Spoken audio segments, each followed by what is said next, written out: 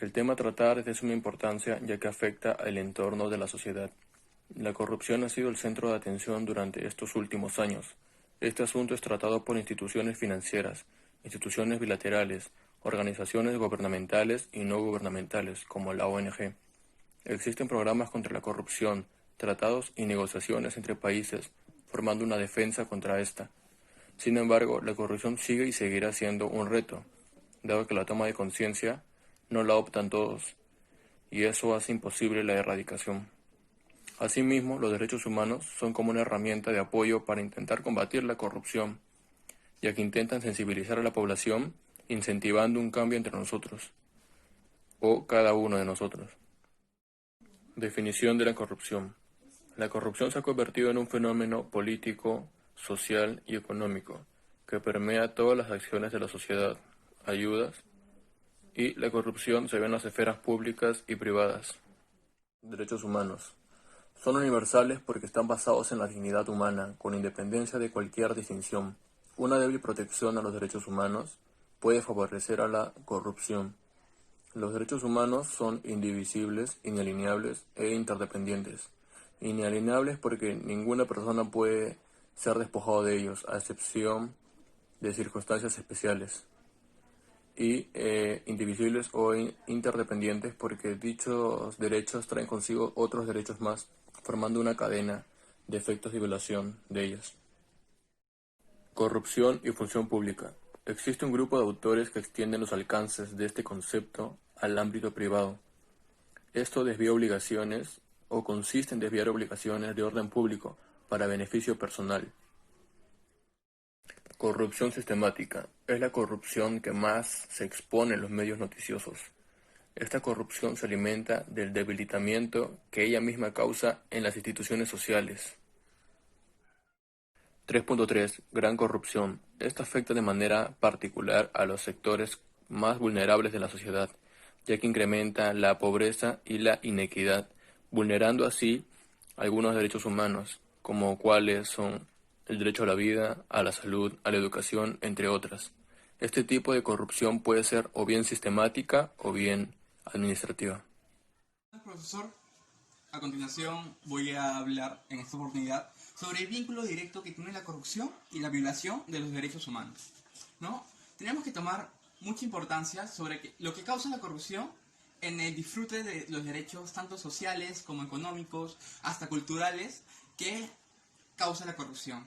Los estados han aceptado a través de muchos tratados internacionales sobre derechos humanos el hecho de proveer ciertos recursos básicos y sociales hacia la población, como es el derecho a vivienda, agua potable, salud, economía estable, etc. Como se discutió brevemente, como lo que acabo de decir, el Estado da sus servicios públicos. Sin embargo, el Estado muchas veces los privatiza. Y privatizarlos, quiero entender que este tema no está mal, el tema de privatizar los servicios públicos, porque así se vuelve una manera más eficiente. Sin embargo, muchas veces pasa que este servicio público abusa de esa autoridad y volviéndose perjudicial para ciertas sociedades, perjudicadas siempre o mayormente son sociedades vulnerables como sociedad de clase media baja, pobres, sociedades que no quieren aceptar de cierta manera la sociedad, etc. El Estado tiene esa responsabilidad para actuar sobre ellos, sin embargo muchas veces no lo hace, muchas veces oculta esto. También hay un vínculo económico o un vínculo social. El económico se refiere a que la corrupción quita miles de millones de soles al Estado peruano por temas de corrupción. Eso se puede ver en cuando una empresa es contratada para hacer una infraestructura y por lo bajo la empresa privada le da al gobernante de turno un dinero, ¿no?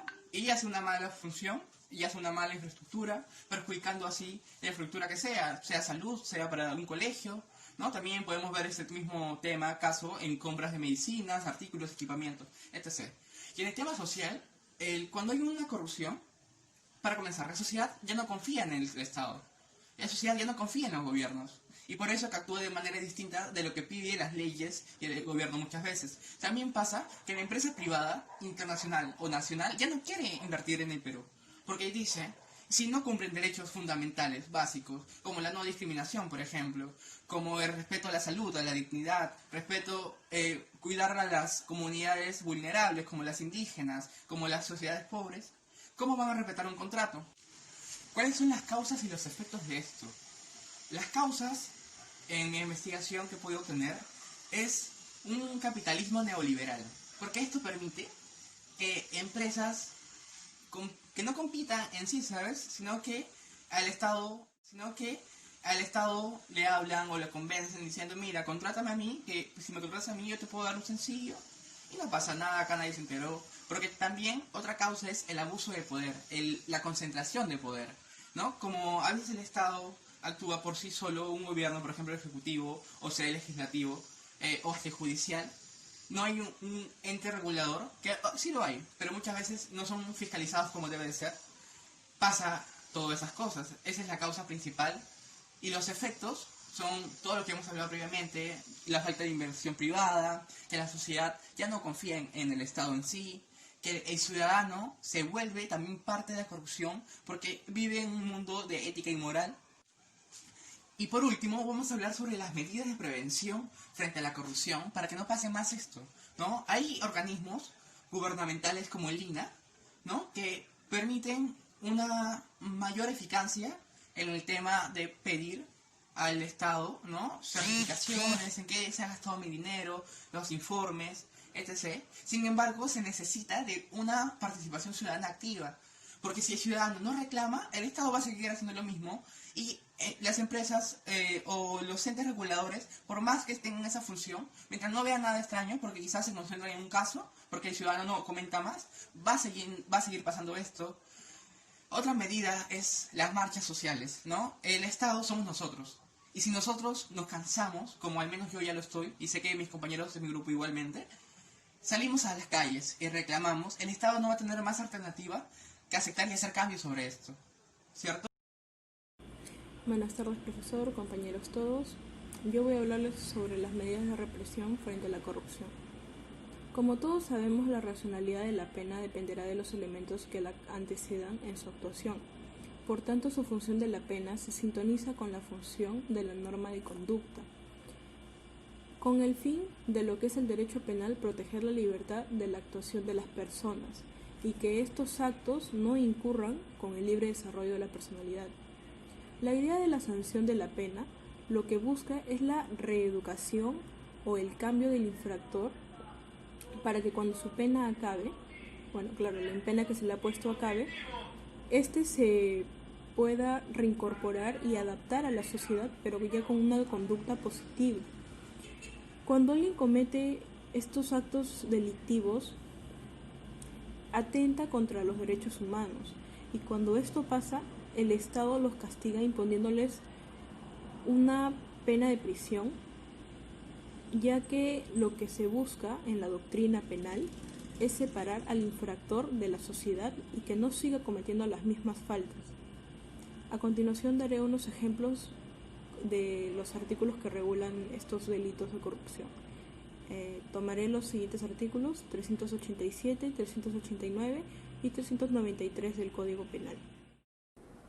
Comenzaré con el artículo 387 del Código Penal. Peculado doloso. Este artículo orienta que si un funcionario o servidor público se apropia de algún bien o dinero que se le haya confiado por su razón de cargo en consumos que no sean para lo indicado,